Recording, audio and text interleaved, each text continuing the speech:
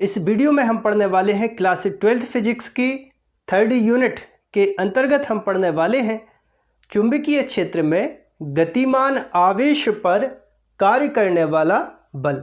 ठीक है, वैज्ञानिक लॉरेंस ने पता लगाया था कि जब कोई आवेशित कण किसी चुंबकीय क्षेत्र में गति करता है तो उस गति करते हुए कण पर एक बल कार्य करता है और वैज्ञानिक लॉरेंस के नाम पर ही इसे हम कहते हैं लॉरेंज बल, या फिर इसको बोलते हैं चुंबकीय क्षेत्र में गतिमान आवेश पर कार्य करने वाला बल।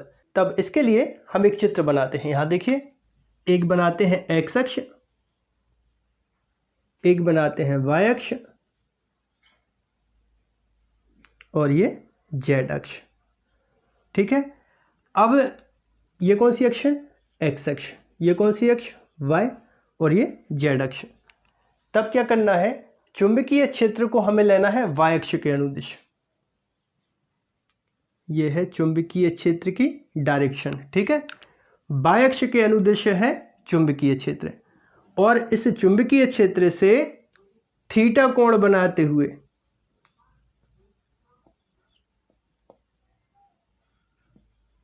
ठीक है, इस चुंबकीय क्षेत्र से थीटा कोण बनाते हुए एक आवेशित कण गतिमान है। मान लीजिए यहाँ पर कोई एक आवेशित कण रखा है, ठीक है, और वो इस चुंबकीय क्षेत्र से थीटा कोण बनाते हुए गतिमान है। तब इस आवेशित कण पर क्या लगेगा? एक बल लगेगा। इस बल की डायरेक्शन हम ज्ञात करते हैं फ्लेमिंग के बाएं हाथ के नियम की सहायता से। फ्लेमिंग का बाएं हाथ का नियम होता है बाएं हाथ की तर्जनी, अंगूठा और मध्यमा। फिर से ध्यान से सुन लीजिए, बाएं हाथ की तर्जनी, मध्यमा और अंगूठा को इस प्रकार फैलाओ कि ये परस्पर लंबवत हों। अब यदि तर्जनी चुंबकीय बल रेखाओं की दिशा को प्रदर्शित करे, मध्यमा आवेशित कण की गति की दिशा को प्रदर्शित करे, तो अंगूठा आवेशित कण पर लगने वाले बल की दिशा को प्रदर्शित करेगा। तब यहाँ पर देखिए, इस नियम को हम अप्लाई कर देते हैं। ये है तर्जनी किस डायरेक्शन में है? चुंबकीय बल रेखाओं की दिशा में। मध्यमा आवेशित कण की दिशा को प्रदर्शित करेगी, तो अंगूठा चालक पर लगने वाले बल की दिशा को प्रदर्शित करेगा। मतलब ये है कि आवेशित कण पर जो लगने वाले बल की डायरेक्शन है वो ये होगी। अब वैज्ञानिक लॉरेंस ने बताया कि आवेशित कण पर लगने वाला बल आवेश के परिमाण के अनुक्रमानुपाती होता है। मतलब क्या? नंबर 1, लगने वाला बल किसके परिमाण के? आवेश के परिमाण के अनुक्रमानुपाती होता है। मतलब जितना ज़्यादा आवेश का परिमाण होगा उस पर लगने वाला जो बल है वो उतना अधिक होगा। दूसरा पॉइंट देखिए, चुंबकीय क्षेत्र के परिमाण के अनुक्रमानुपाती होता है। जितना ज़्यादा चुंबकीय क्षेत्र होगा आवेशित कण पर लगने वाला बल उतना अधिक होगा। मतलब क्या? F अनुक्रमानुपाती B। चुंबकीय क्षेत्र की तीव्रता का मान जितना ज़्यादा अधिक होगा उस आवेशित कण पर लगने वाला बल उतना ज़्यादा अधिक होगा।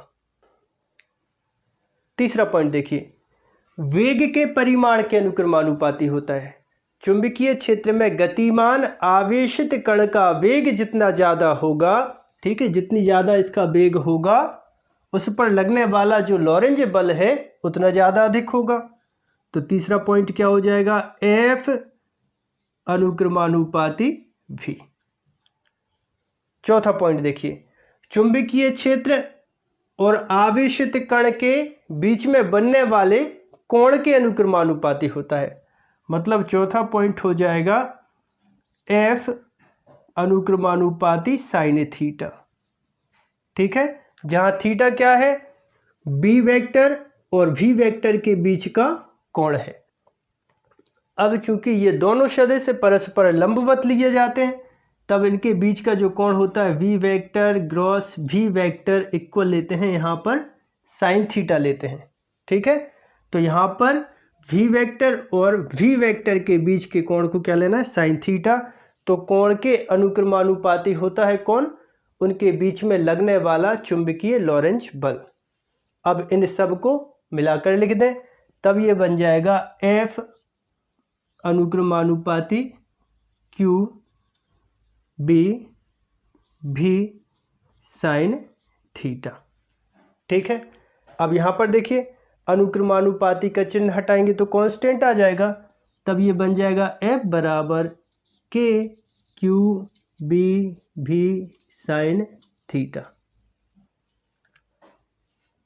जहाँ K एक अनुपातिक नियतांक है और SI पद्धति में वैज्ञानिक लॉरेंस ने इसका मान कितना लिया था, 1 लिया था। तब यहाँ पर K इक्वल क्या लिख दें, 1। ठीक है, SI पद्धति में इस नियतांक का मान 1 लिया जाता है। अब डेरिवेशन को आप यहाँ तक नोट कर लीजिए, वीडियो को पॉज करें और यहाँ तक डेरिवेशन को नोट कर लीजिए। अब आगे देखिए, K का मान कितना बताया, 1, तब ये कितना बन जाएगा, F बराबर K का मान 1 Q V B sine theta. तो इसको क्या बोलते हैं, चुंबकीय लॉरेंज बल।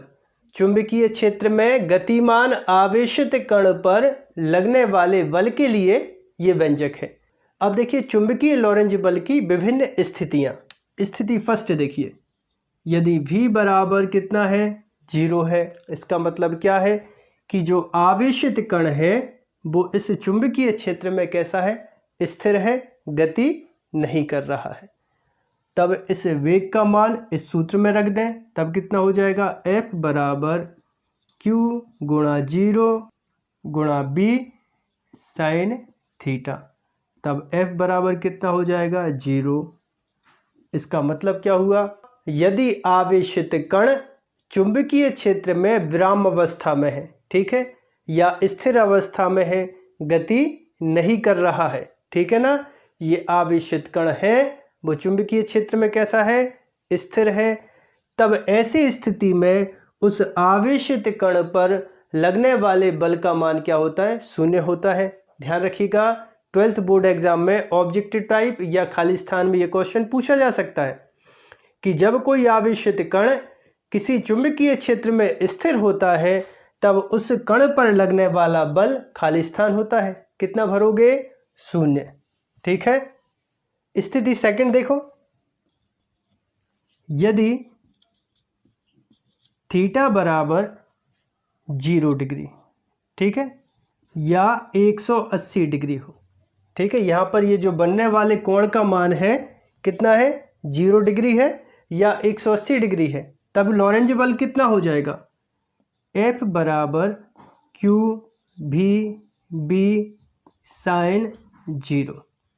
ठीक है, साइन 0 या साइन 180 दोनों स्थिति में मान कितना होता है, 0। ठीक है ना, यहाँ पर देखो साइन 0 का मान 0, साइन 180 डिग्री का मान 0। ठीक है, तो दोनों स्थिति में लॉरेंज बल का मान क्या हो जाएगा, 0।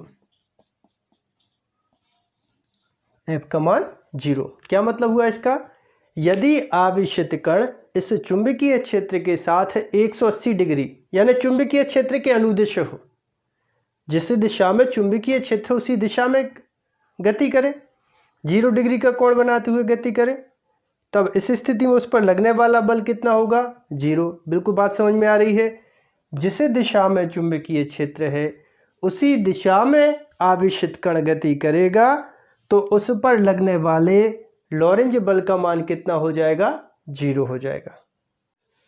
अगला देखो, तीसरी स्थिति,